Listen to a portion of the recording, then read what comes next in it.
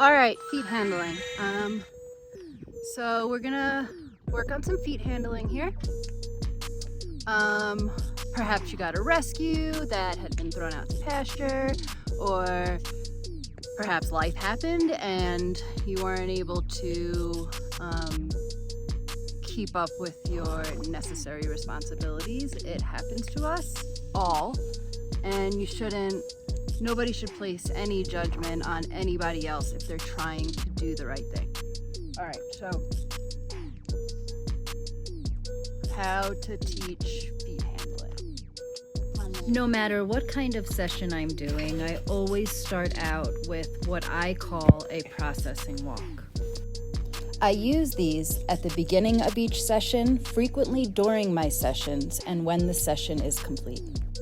A good rule of thumb is to go on a processing walk after getting the correct behavior 3 to 5 times in a row, or for the try when you're teaching a new behavior, or even when you or your horse feel overwhelmed. Whenever my horse is having a hard time learning a new behavior, or even if I'm just teaching it for the first time, I will ask for something they're really good at, and then take them on a processing walk and go back to the harder thing.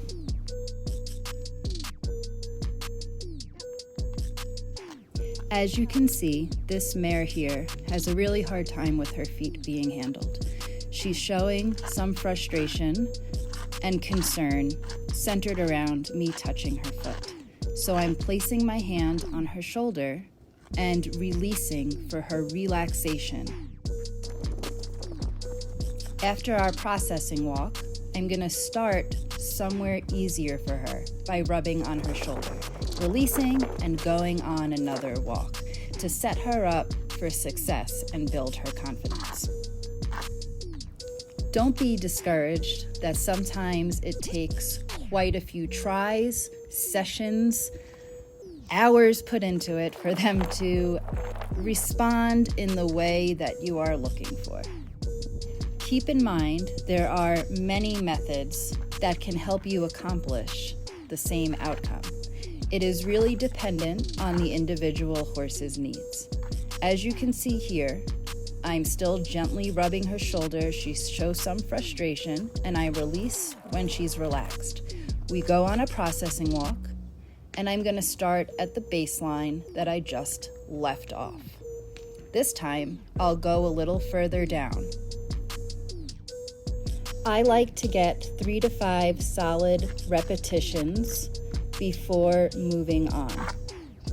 If the repetition is broken, I go back to an easier step, as you see here, something she's better at, and ask for that repetition again 3 to 5 times. And when she can relax, I move on.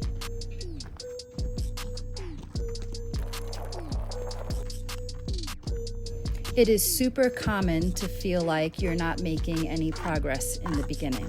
But if you're patient, stick with it, and do this in baby steps, you will eventually get your horse comfortable and able to do the harder behaviors. It's really about honoring where they are at on that specific day and honoring where you are at too. We can totally hold space for our horses when trying to teach them things that are really not natural to them, especially Mustangs. So here she's showing a little bit of signs of threshold, and then she's releasing herself. I'm allowing her to finish that release before asking for the behavior again. It is appropriate to ask for things they are good at. She is good at the backup, so I am redirecting her with that before asking to go down her leg again. This time, I am reducing what I expect of her so she can gain more confidence with the harder behavior.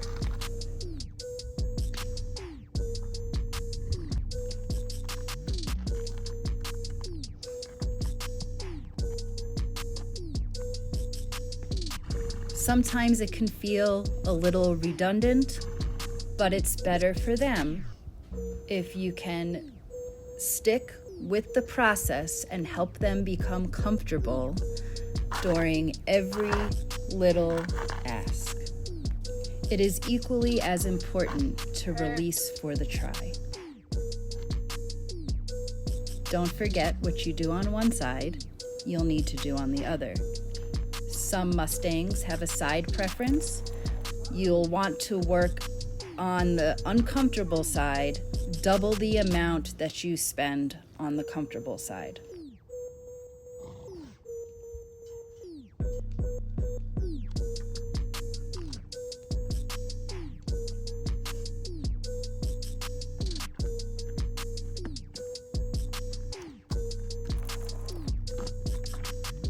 It is also important not to tiptoe around a Mustang.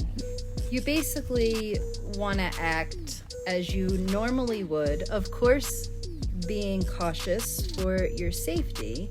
However, you want to be predictable, so act as you would with an already gentled horse.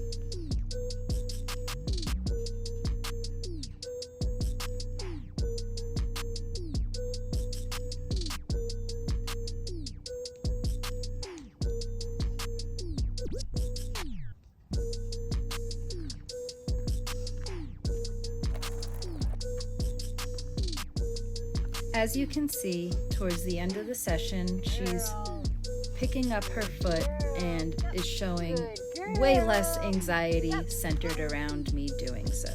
We still have a few setbacks, but we find a good place to stop, and we will resume and progress during our next session. I usually recommend short, frequent sessions when teaching new behaviors like this, especially in the beginning. You want to be sure to start your next session several steps back from where you ended the session previously. It is super helpful and favorable to break things down into little micro baby steps to build your horse's confidence. By doing this, we can protect their emotional well-being and our safety.